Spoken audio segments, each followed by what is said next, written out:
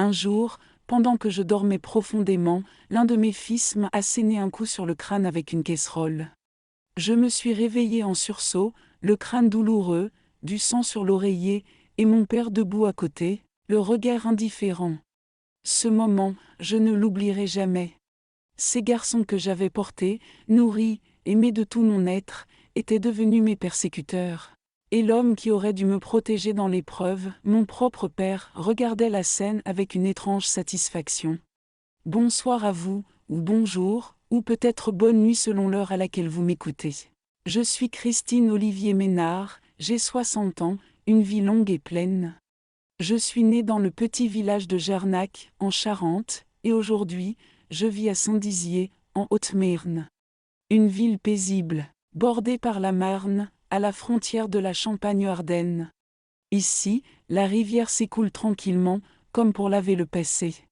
Ma vie aujourd'hui n'a plus rien à voir avec celle que j'ai connue durant des décennies. Je me réveille chaque matin avec le chant des merles. Je prépare mon café filtre, à l'ancienne, dans ma petite cuisine baignée de lumière. Puis je m'installe sur la terrasse, regarde le soleil se lever au-dessus du potager. J'y cultive mes herbes aromatiques, basilic, romarin, coriandre et même un petit plant de thym de Provence. On me dit que j'ai la main verte, et c'est vrai, mes plantes prospèrent. Je passe mes journées entre les tâches familiales et un petit commerce que nous gérons avec mon mari. Ce n'est pas grand-chose, mais cela nous suffit pour vivre dignement. Gaëtan, mon époux, est un homme comme il en existe peu, douce, attentionné, respectueux. Il aime répéter que je suis le pilier de notre foyer, et ces mots m'apaisent à chaque fois. Nous travaillons côte à côte, et c'est un vrai réconfort après tant de tempêtes. Quand j'ai du temps libre, je me mets au fourneau. Cuisiner est une manière de dire « je t'aime » sans parler. Le dimanche, ma maison s'emplit de rire et de vie. Mes 2 filles viennent avec leur mari, leurs enfants courent dans le jardin. Je prépare mon fameux coq au vin, une recette héritée d'une voisine bourguignonne, ou parfois un saumon nappé d'une sauce hollandaise, spécialité de notre région. Et toujours une tarte aux pommes avec les fruits du verger, que les petits s'arrachent en riant. Ces moments sont ma récompense. Voir mes enfants heureux, mes petits-enfants jouer, sentir l'odeur du plat qui mijote sur le feu. Ce sont des instants que je chéris et qui donnent du sens à ma vie. Les samedis après-midi, quand l'activité ralentit, je vais m'asseoir sur la place de Saint-Dizier. Je regarde passer les jeunes, discute avec les commerçants qui me saluent par mon prénom. Les enfants du quartier m'appellent Henri. C'est doux de se sentir chez soi, après tant d'années à errer dans le tumulte. Et vous, qui m'écoutez ou me regardez, dites-moi, de quelle ville venez-vous? À quelle heure de la journée écoutez-vous cette histoire? Est-ce au petit matin, avec le café? Ou peut-être après le déjeuner? Ou déjà le soir, au moment de se détendre? Je lis toujours vos commentaires, et ils me réchauffent le cœur. Mais vous savez, cette paix que je connais aujourd'hui, je ne l'ai pas toujours eue. Il fut un temps où j'avais perdu l'espoir, où chaque matin était une lutte pour ne pas sombrer. Un temps où ceux que j'aimais plus que tout se sont retournés contre moi. Un temps où l'ombre régnait dans ma propre maison. Comme me disait ma grand-mère Gertrude, après la pire des tempêtes, vient le silence. Et c'est ce qui est arrivé. Aujourd'hui, j'ai appris à savourer la lumière. Mais pour comprendre ce chemin, vous devez connaître le point de départ. Alors laissez-moi vous emmener là où tout a commencé, à Jarnac, ma terre d'enfance. Une petite fille têtue, au regard vif, qui courait dans les champs sans savoir ce que l'avenir lui réservait. Je suis née à Jarnac, en 1952, à une époque où le village n'était guère plus qu'un hameau lové contre la rivière Charente. Mon père, Léopold Olivier, travaillait pour l'administration des colonies, bien avant qu'elle ne devienne le ministère de l'Outre-mer. Il était grand, droit comme un piquet, avec une moustache épaisse et des mains dures de travail, mais un cœur aussi tendre qu'une caresse. Ma mère, Clémentine Ménard, était l'institutrice de la seule école du coin. Petite de taille mais gigantesque dans sa détermination, elle était la force tranquille de notre foyer. Nous vivions dans une maison simple mais joyeuse. Les murs étaient faits de pisé, le toit nous protégeait de la chaleur, et une terrasse longeait la façade où l'on accrochait des hamacs les dimanches après-midi. Dans le jardin, un vieux pommier croulait sous les fruits chaque automne, et un poirier offrait à maman de quoi faire ses compotes. Un coq régnait sur une bande de poules, et notre chien Mistral, un bâtard apparu un jour d'orage, veillait sur la cour. Nous étions 3 enfants. Moi l'aîné, suivi de mon frère Auguste, de 2 ans mon cadet, puis la petite Dorothée arrivait bien plus tard, quand j'avais déjà 8 ans. Nos journées commençaient dès l'aube avec le chant des coqs. Papa partait souvent très tôt, parfois pour plusieurs jours s'il avait des affaires à régler dans une autre commune. Maman nous réveillait avec douceur, préparait de la bouillie de châtaigne, puis nous accompagnait à l'école. Nous marchions 20 bonnes minutes, Auguste toujours à côté de moi, trébuchant souvent sur les cailloux du chemin. Maman ouvrait la marche, portant ses livres, et parfois Dorothée endormie dans les bras. À l'école, maman se transformait en maîtresse Clémentine. Elle enseignait à tous les enfants, peu importe leur âge, dans une grande salle unique. Elle faisait tout, français, calcul, sciences, chansons. Pendant les récréations, nous inventions des jeux avec peu. Raquettes en tige de maïs, balles de chiffon, chasse aux lucioles les soirs sans lune. Mon père nous avait fabriqué des lance-pierres en bois, mais il nous interdisait de viser les oiseaux. La nature, c'est notre mère à tous, disait-il, et on ne frappe pas sa mère. Mes meilleurs amis s'appelaient Antoine le fils de l'épicier et Nazareth, une fille vive et intrépide qui vivait 2 maisons plus loin. Avec eux, je passais mes après-midi à construire des cabanes en paille ou à jouer à cache-cache entre les herbes. Parfois, on chapardait des pommes vertes dans le jardin de Monsieur Tertullien et on les mangeait avec du sel et du poivre. Ça vous retournait la bouche, mais c'était délicieux. Ce que je retiens surtout de cette époque, c'est l'atmosphère de respect qui régnait dans notre maison. Mes parents se traitaient en égaux, un fait rare pour l'époque. Je me souviens de papa disant à ses amis, « Chez moi, ce n'est ni l'homme ni la femme qui commande. C'est le respect. » Jamais il n'a levé la voix sur maman. Et quand un désaccord surgissait, ils allaient en parler à l'abri de nos oreilles curieuses. Maman, elle non plus, ne l'a jamais rabaissé devant nous. Elle disait toujours, « Christine, le respect, c'est la base. Une famille sans respect, c'est une maison sans fondation. » Nous avons été élevés dans ce principe, sans différence de traitement entre garçons et filles. Auguste faisait sa lessive dès 10 ans, aidait en cuisine, apprenait les recettes de Baïse. Papa disait, « Un homme qui ne sait pas se débrouiller seul n'en est pas un. » Quant à nous, les filles, on apprenait à manier les outils, à réparer des objets, à se défendre. Maman répétait souvent, « Une femme n'est faible que dans l'esprit des hommes lâches. » Les fêtes du village sont aussi des souvenirs gravés en moi. La fête du Saint-Esprit était la plus attendue, avec ses processions, ses fanions, et les plats traditionnels. Il y avait du flan, du clafoutis, des gâteaux de maïs. Les vieilles dames cuisinaient une soupe à l'oignon servie fumante avec du gruyère fondu. À la Saint-Jean, les feux de joie illuminaient les champs et les jeunes se mariaient en habits de paysans. Je me déguisais avec une robe à fleurs, les cheveux tressés, des rubans dans les cheveux, et je dansais jusqu'à tomber de fatigue. Notre vie était modeste, mais on ne manquait jamais de l'essentiel.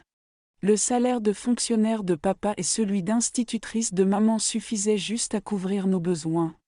Mais je n'ai jamais ressenti le manque. Il y avait toujours de quoi manger, des habits propres, et surtout un amour infini. C'est dans ce cocon que j'ai forgé mes valeurs. Je grandissais en croyant que chacun, homme ou femme, méritait le même respect, que la violence n'était jamais une solution, et que la famille devait être un refuge, pas un champ de bataille. Je ne savais pas encore que ces convictions seraient un jour mises à rude épreuve. En grandissant, mes rêves se sont précisés. Je voulais devenir institutrice, comme maman. Je m'imaginais entourée d'enfants, dans une salle de classe remplie de rires et de cahiers ouverts. Je rêvais aussi d'avoir ma propre famille, une grande maison animée par des voix d'enfants courant partout. Dès l'âge de 12 ans, j'aidais déjà ma mère à l'école, apprenant à enseigner aux plus jeunes à lire et écrire. Elle disait que j'avais le don, que j'étais faite pour transmettre. C'est aussi vers cet âge que j'ai commencé à remarquer que toutes les familles ne se ressemblaient pas. Certaines nuits, on entendait des cris chez les voisines. Certaines femmes portaient des bleus sur le visage, qu'elles attribuaient à une chute dans l'escalier. Il y avait des filles de mon âge déjà promises à des hommes bien plus vieux. Tout cela me faisait peur et me faisait bénir la famille que j'avais reçue. Je ne me doutais pas encore que la vie me réservait des chemins tout aussi sombres. Car même les petites filles élevées dans l'amour et le respect peuvent un jour tomber dans les griffes du mal. Mais cela est venu plus tard, quand j'avais déjà mes propres espoirs, mes propres projets. C'est à 17 ans que je l'ai rencontré. Giovanni Cardoso. Il est arrivé à Jarnac à l'automne 1969. Il venait de Bordeaux et travaillait sur le chantier de la future autoroute. Un garçon grand, brun, le teint doré par le soleil, les épaules larges et l'assurance des gens de la ville. Notre première rencontre s'est produite un après-midi bénil. Je suis entré chez Monsieur Malakia, l'épicier, pour acheter de la farine. Giovanni était là, adossé au comptoir, racontant à voix haute des anecdotes de Bordeaux aux anciens du village. Quand nos regards se sont croisés, j'ai ressenti comme un vertige. Il m'a salué d'un « bonsoir, mademoiselle », dit d'un ton posé. Cette voix m'a hanté pendant des jours. Et soudain, il était partout. Sur la place après la messe, au marché du samedi, devant l'école où j'aidais maman. Toujours ce sourire qui me faisait rougir. Très vite, il a demandé à rencontrer mon père. « Je suis un homme honnête », a-t-il dit en enlevant son chapeau sur notre terrasse. Je travaille dur et je viens avec de bonnes intentions. Papa est resté poli mais prudent. Ma fille est jeune. Si elle souhaite vous recevoir ici, c'est sa décision. Mais sachez que chez nous, les femmes se respectent autant que les hommes. Maman, elle, m'a prise à part après son départ. Ma fille, suis ton cœur, mais n'oublie pas ta tête. Le véritable amour n'est jamais pressé. Mais moi, j'étais déjà prise dans le tourbillon. Je voulais vivre mon histoire, écrire mon propre conte. Giovanni me courtisait à l'ancienne, fleur des champs, longue marche en compagnie d'Auguste, mon frère, toujours là en chaperon. Il me faisait rêver. Je te construirai une belle maison, Christine. Nous aurons des enfants, beaucoup d'enfants. Tu seras la femme la plus heureuse de Chérante. Mes parents, au début, étaient réservés. Il n'est pas comme les garçons d'ici, murmurait maman. Il a une vision bien différente du couple. Mais Giovanni savait amadouer. Il apportait du tabac rare pour papa, des étoffes fines pour maman, des friandises pour mes cadets. Nous nous sommes mariés en juin 1970. Je venais tout juste de fêter mes 18 ans. Cérémonie simple, dans l'église du village, robe cousue par maman avec l'aide de Madame Lally, notre couturière. Dentelle fine, petites fleurs brodées, et le parfum des fleurs d'oranger dans l'air. Quand j'ai vu Giovanni à l'hôtel, j'ai cru en mon bonheur. Il me regardait comme si j'étais la seule au monde. Je pensais avoir trouvé mon père en version plus jeune, un homme de respect, de valeur. Avant de me remettre à lui, papa m'a serré contre lui et a chuchoté. Construis une maison aussi solide que celle où tu as grandi, ma fille. Peu après, nous avons quitté Jarnac pour Épernay. Giovanni avait trouvé un meilleur emploi dans le bâtiment. Notre première maison était modeste, en pierre, avec un petit jardin derrière. La vie à deux commençait. Au début, c'était un rêve éveillé. Giovanni rentrait avec des fleurs, m'appelait, ma lumière, m'aidait à mettre la table. C'est là que notre premier enfant est né, Benoît, en 1971. Quand je l'ai pris dans mes bras, j'ai cru que mon cœur allait exploser. Giovanni était fou de joie. Il a distribué des cigares à tous ses collègues. « Mon fils, mon héritier », criait-il à qui voulait l'entendre. Puis est venue Yvette, en 1973. Puis Arnaud, en 1974.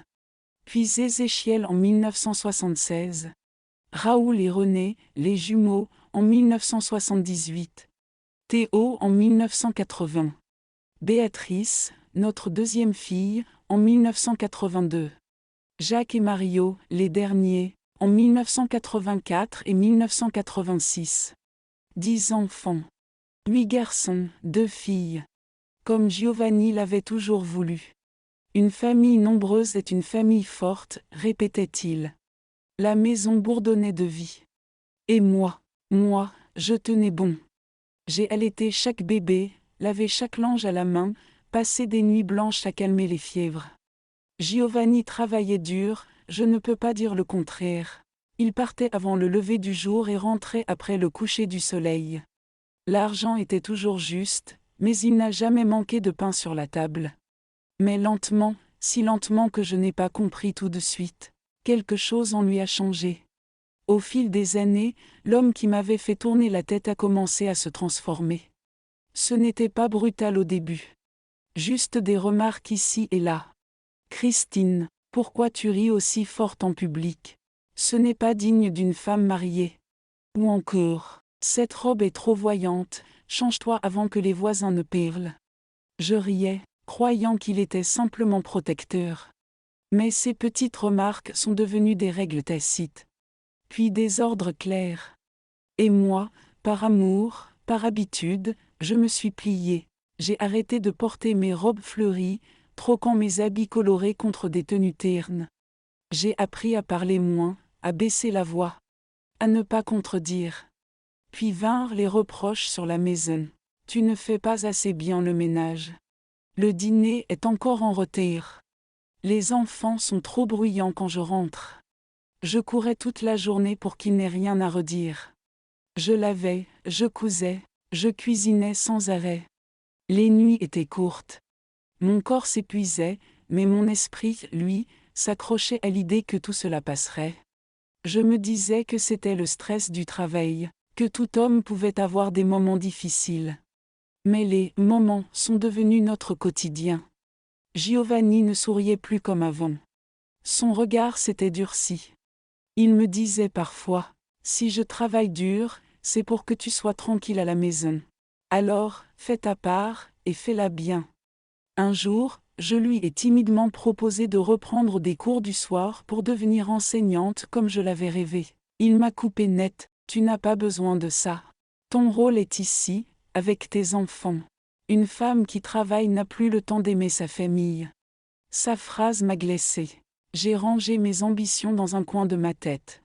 Et le silence a commencé à s'installer entre nous. Pas le silence paisible des soirées tranquilles. Un silence lourd, comme une chape de plomb sur ma poitrine. Je me suis peu à peu effacée. De la jeune fille vive et pleine d'idées, il ne restait qu'une femme fatiguée qui comptait les lessives et les repas. Pourtant, dehors, Giovanni continuait à donner l'image du mari idéal. Travailleur, dévoué, père d'une grande famille. À la messe du dimanche, il marchait fièrement en tête, les enfants bien habillés derrière lui. Les voisins l'admiraient. Quel homme! Moi, je souriais en silence. Personne ne voyait les regards froids à la maison, les soupirs agacés, les reproches incessants. Personne ne savait que parfois, je pleurais dans la cuisine en essuyant les miettes du pain du soir. Je ne voulais pas que mes enfants me voient pleurer. Alors je chantais doucement en préparant les repas, comme si de rien n'était. Le plus douloureux, c'est que je me suis convaincue que c'était normal. Que toutes les femmes vivaient ça. Que mon devoir était de tenir. De ne pas faire de vagues. De protéger ma famille, même au prix de moi-même. Les années ont passé ainsi. Et moi, je me suis perdue sans même m'en rendre compte. Quand les enfants ont commencé à grandir, la dynamique de notre foyer a lentement changé. Benoît, l'aîné, a hérité très tôt de la manière de parler de son père. Il répétait ces phrases comme des vérités absolues. Papa a dit que les filles doivent obéir. Ou encore, papa dit que maman doit toujours être d'accord. Au début, cela me faisait sourire tristement. Je me disais qu'il finirait par comprendre par lui-même. Mais plus il grandissait, plus certains d'entre eux adoptaient cette façon de voir. Les garçons étaient éduqués pour commander. Les filles, pour se taire et servir. Giovanni n'a jamais levé la main sur moi à cette époque, mais sa parole suffisait à m'enfermer. Il contrôlait tout, les finances, les décisions, mes sorties. Même pour aller voir une voisine, je devais prévenir, demander. Ce n'est pas une prison, disait-il avec un sourire en coin, mais une bonne épouse prévient toujours. Peu à peu, je me suis coupé du monde extérieur. Les amis que je m'étais faits au début de notre installation se sont éloignés. Elles disaient, « Christine, tu n'es plus la même. » Et elles avaient raison. Je n'étais plus la même. Je devenais l'ombre de moi-même. Mon quotidien était rythmé par les repas, les lessives, les devoirs, les bains, le coucher. 10 enfants, une maison, un mari exigeant. Il n'y avait pas de place pour moi dans cette équation. Même mon corps ne m'appartenait plus vraiment. Il appartenait aux grossesses, aux nuits blanches, aux tâches répétées. Je n'avais pas le droit de me plaindre. Giovanni répétait, « Tu as voulu une grande famille, alors sois à la hauteur. » Mais c'était faux. Je n'avais jamais exprimé ce souhait. C'était lui qui rêvait de cette tribu. Moi, je rêvais d'une vie simple, équilibrée, où chacun avait sa place et sa voix. Un soir d'hiver, je me souviens, j'étais assise près du poêle, épuisée, regardant les flammes vaciller. Benoît, qui avait 12 ans, est entré et m'a dit d'un ton autoritaire, « Maman, va préparer le repas. Papa arrive. » J'ai ressenti un coup au cœur. C'était la première fois qu'un de mes enfants me parlait ainsi. Je n'ai rien dit. Je me suis levée, lentement, et je suis allée dans la cuisine. Je me suis dit, si même mes enfants me parlent comme lui, alors où suis-je encore libre? Cette question m'a hantée. Mais je n'avais pas le temps d'y répondre. Chaque jour recommençait comme une boucle sans fin. Les années défilaient, et moi, je disparaissais peu à peu dans l'arrière-plan de ma propre vie. J'étais la mère qui veille, la femme qui assure, la cuisinière, la couturière, la femme de ménage. Mais plus vraiment Christine. Personne ne disait « merci ». On exigeait, on attendait, comme si tout cela était dû. Et moi, j'obéissais. Parce que c'était plus simple que de déclencher des disputes qui finissaient toujours par me faire taire. Giovanni avait une manière bien à lui de gagner les discussions. Il détournait mes mots, me faisait passer pour excessive, pour ingrate. Je te donne tout, et tu trouves encore à redire. Alors je me taisais. C'était devenu une habitude. Une habitude si bien ancrée que même mes filles, plus tard, me disaient « Maman, tu ne dis jamais rien. Pourquoi tu ne réponds pas ?» Mais à cette époque, je ne savais plus comment répondre. Je n'avais plus de voix. En 1990, notre Benjamin Mario n'avait que 4 ans quand le destin a frappé une première fois. Giovanni travaillait sur un chantier de pont, quand un câble s'est rompu net. Le choc l'a tué sur le coup. Quand on m'a annoncé la nouvelle, j'ai ressenti un vide indescriptible. Je ne pouvais pas pleurer. Je ne pouvais pas crier. J'étais figée, entre chagrin et soulagement, un soulagement honteux, que je n'osais même pas reconnaître. Car même si Giovanni avait été l'homme de ma vie, il était devenu aussi celui qui m'avait réduit à néant. Et pourtant, c'était le père de mes enfants. Les plus grands étaient effondrés. Benoît, à 19 ans, m'a juré qu'il prendrait la relève. « Je serai l'homme de la maison maintenant, maman », a-t-il dit avec gravité. Les plus petits, eux, ne comprenaient pas encore ce qu'ils avaient perdu. Mais je ne savais pas qu'un autre choc m'attendait. 2 semaines à peine après les obsèques, un télégramme m'est arrivé de Jarnac. Maman était morte subitement, une crise cardiaque foudroyante en préparant le repas. Tout s'est écroulé une seconde fois. Clémentine, ma lumière, mon roc, celle que j'appelais encore quand j'avais peur, était partie. Je suis retournée à Jarnac pour les funérailles. J'y ai trouvé un papa méconnaissable. Léopold, mon père si solide, si droit, paraissait avoir vieilli de 20 ans en quelques jours. « Je ne sais pas vivre sans elle », m'a-t-il dit en serrant mes mains, les yeux embués. Ils étaient tout l'un pour l'autre. 50 ans d'amour, tu comprends. Alors, dans ce moment de détresse, j'ai fait ce qui me semblait juste. Je l'ai invité à venir vivre avec nous à Épernay. « Viens à la maison, papa. Les enfants seront contents d'avoir leur grand-père. On s'épaulera. » Je n'aurais jamais imaginé que ce geste d'amour filial allait ouvrir la porte à la période la plus sombre de ma vie. Il est arrivé par un après-midi pluvieux de mars. Je le revois encore descendant du Caire, sa vieille valise en cuir dans une main, un sac en toile dans l'autre. Son dos autrefois droit semblait désormais voûté sous le poids d'un chagrin sans nom. Je l'ai pris dans mes bras. Son corps m'a paru si léger, si fragile. Je lui ai dit doucement, « Maintenant, c'est à moi de prendre soin de toi, papa. » Les premiers jours, il ne parlait presque pas. Il s'asseyait dans le fauteuil sur la terrasse, regardait l'horizon, les yeux vides. Comme s'il attendait encore de voir maman revenir par le chemin de terre. Les enfants, au début, étaient intrigués. Mario, tout jeune, s'est approché un jour avec sa petite voiture en bois et lui a demandé « Papy, tu veux jouer avec moi ?»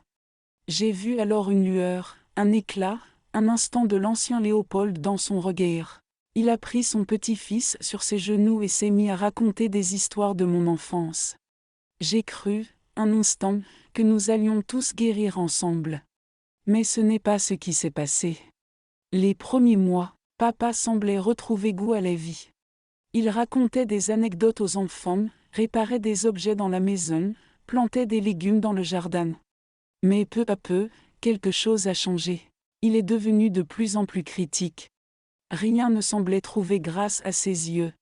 Il commentait tout, la manière dont je parlais, la façon dont je tenais mon torchon, même ma manière de sourire. « Ta voix est trop sèche, Christine. Tu parles comme une femme aigrie. Tu n'élèves pas bien tes garçons. Regarde-moi Benoît, il fait ce qu'il veut. » Je répondais peu. Je pensais que c'était le deuil, que cela passerait. Mais il ne faisait pas que critiquer. Il semait aussi le doute dans l'esprit des enfants. Il leur parlait quand je n'étais pas là, ou pensait que je n'écoutais pas. « Ta mère est faible. Elle a toujours été ainsi. Un homme doit avoir de l'autorité. Sinon, la maison devient un désordre. » Certains de mes fils, déjà influencés par Giovanni, ont commencé à lui donner raison. Ils le regardaient avec admiration, comme un patriarche sage et infaillible. Et moi, j'étais de plus en plus isolé dans ma propre maison. Un soir, j'ai surpris une conversation entre lui et Benoît. « Un jour, ce sera toi qui décideras ici. Et tu feras mieux que ta mère. » Je suis entrée dans la pièce, tremblante. « Papa, tu ne peux pas dire ça. Ce n'est pas ta maison. Et je ne suis plus une enfant. » Il m'a regardée avec un calme glacial. « Tu as peut-être un toit, Christine, mais tu n'as jamais eu d'autorité. Tu confonds gentillesse et faiblesse. » Cette phrase a été comme un couperet. Je n'ai rien répondu. Mais cette nuit-là, j'ai compris que l'homme que j'avais fait entrer pour le protéger allait devenir mon juge. Il ne criait jamais. Il n'avait pas besoin de hausser la voix. Ses silences, ses regards, ses phrases en demi-teinte suffisaient à créer un climat de peur. Peu à peu, même les enfants les plus doux ont changé d'attitude. Yvette, ma fille aînée, est devenue distante. Elle me regardait avec méfiance, comme si j'étais celle qui perturbait l'ordre de la maison. Et moi, je faisais tout pour que les choses tiennent debout. Je cuisinais encore plus, je nettoyais davantage, je me taisais tout le temps. Je pensais qu'en étant irréprochable, je regagnerais leur respect. Mais je me trompais. Le respect, je ne l'avais plus. Je n'étais plus qu'une silhouette qui préparait les repas, lavait le linge, et s'éclipsait quand les hommes parlaient. Jusqu'au jour où tout a basculé. C'était un soir d'automne, humide et lourd. Je venais de terminer le repas pour tout le monde.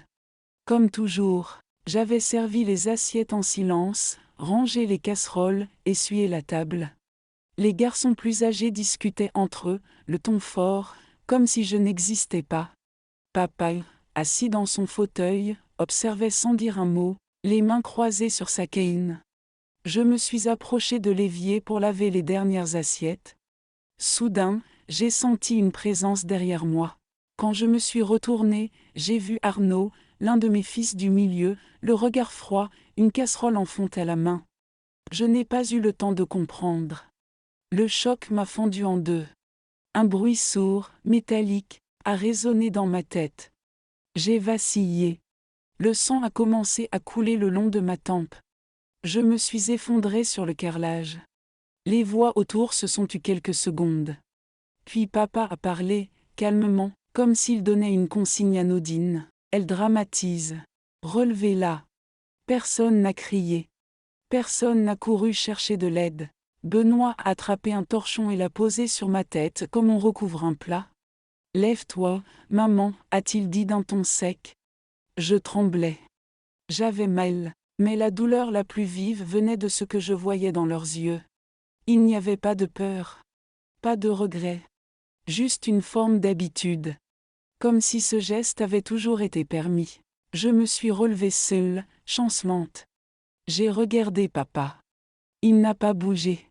Son regard était impassible, presque satisfait. Je me suis traînée jusqu'à ma chambre. Je me suis enfermée à clé, pour la première fois depuis que j'étais devenue mère. Assise sur le lit, le torchon imbibé de sang contre ma tête, je me suis regardée dans le miroir. J'ai vu une femme que je ne reconnaissais plus. Mes traits tirés, mes yeux vides, mes épaules rentrées. J'ai murmuré, comment ai-je pu en arriver là? Je n'ai pas dormi cette nuit-là. J'ai entendu les voix dans le salon, les rires étouffés, comme si rien ne s'était passé. Le lendemain, je me suis levée avant tout le monde. J'ai préparé le petit déjeuner comme d'habitude. Personne n'a mentionné la casserole. Personne n'a demandé si j'allais bien. Ce silence a été la blessure la plus profonde. C'est à ce moment-là que quelque chose s'est fissuré en moi.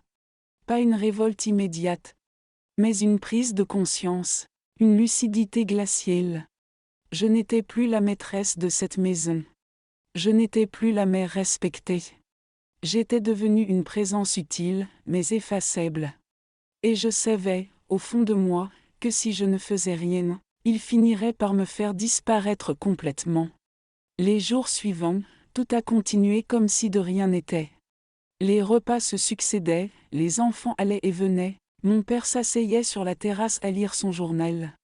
Mais en moi, une autre scène se rejouait sans cesse.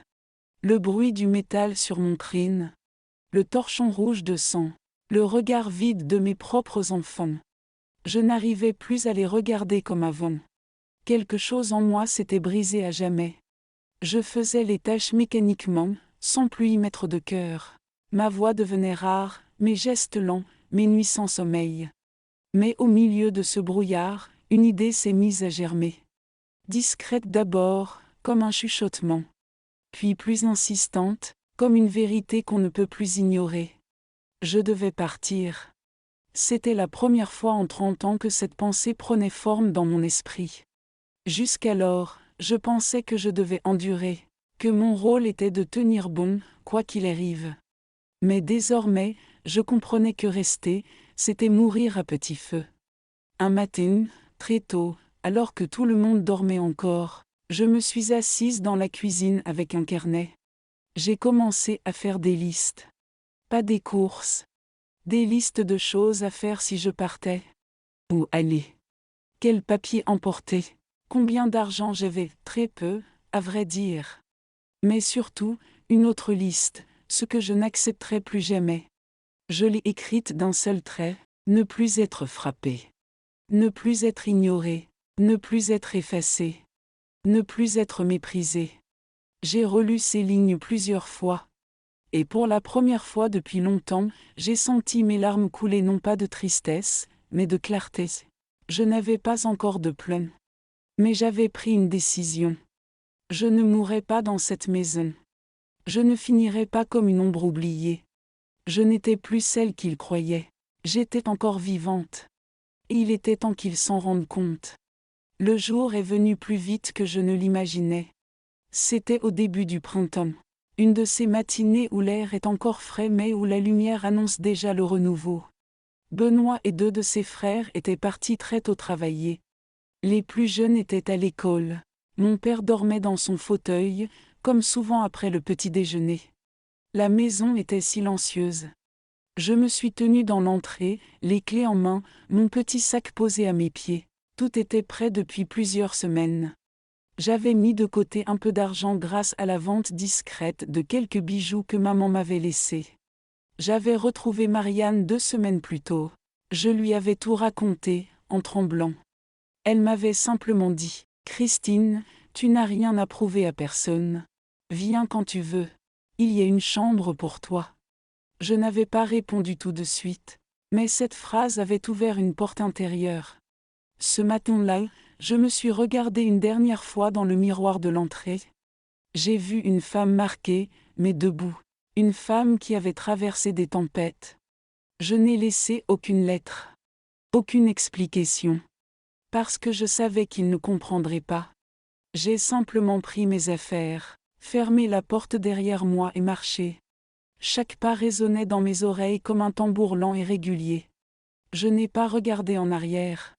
Le car vers la ville est arrivé peu après. Je me suis assise près de la fenêtre. Quand le moteur a démarré, j'ai senti quelque chose en moi se décrocher, comme une chaîne rouillée qui cède enfin.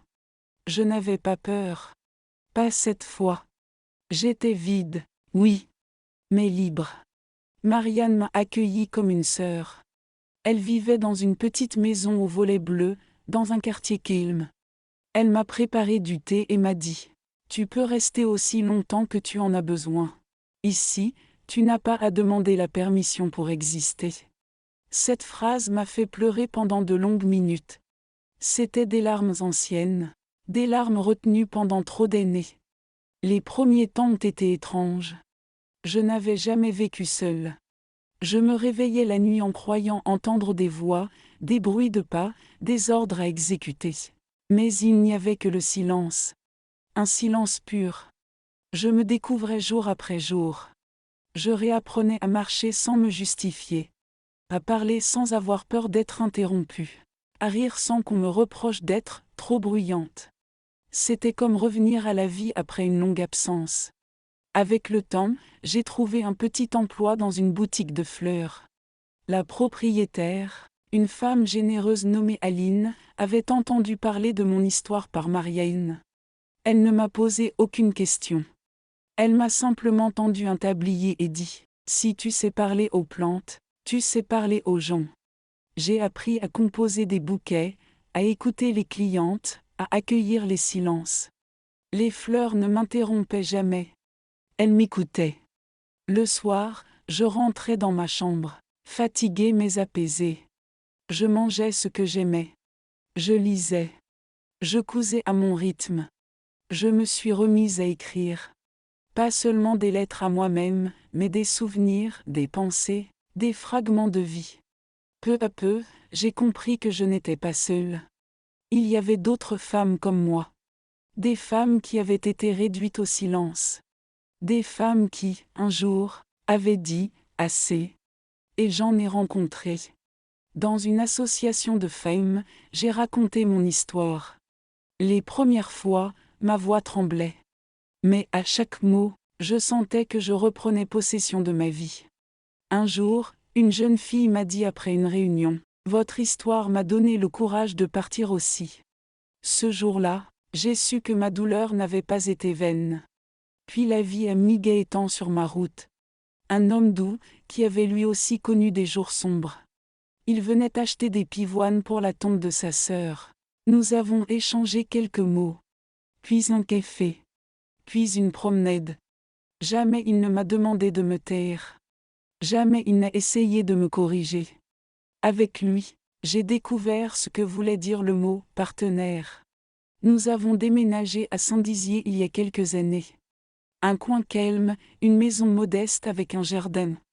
Aujourd'hui, je cultive des herbes aromatiques, je cuisine ce que j'aime, et le dimanche, mes filles viennent me voir. Elles savent tout. Elles ont pleuré avec moi. Elles m'ont demandé pardon pour leur silence de l'époque. Je leur ai dit qu'il n'y avait rien à pardonner. Elles aussi avaient été élevées dans un climat où ma voix n'existait plus. Nous avons réappris à nous connaître. Elles m'appellent Manri, et leurs enfants m'entourent d'un amour inconditionnel. Je suis vieille, oui. Mais je ne suis plus invisible. Et si vous m'avez écouté jusqu'ici, c'est que peut-être, vous aussi, vous cherchez une lumière dans votre nuit. Alors, sachez ceci, il n'est jamais trop tard pour se relever. Il n'est jamais trop tard pour dire « je mérite mieux ». Et il n'est jamais trop tard pour redevenir soi.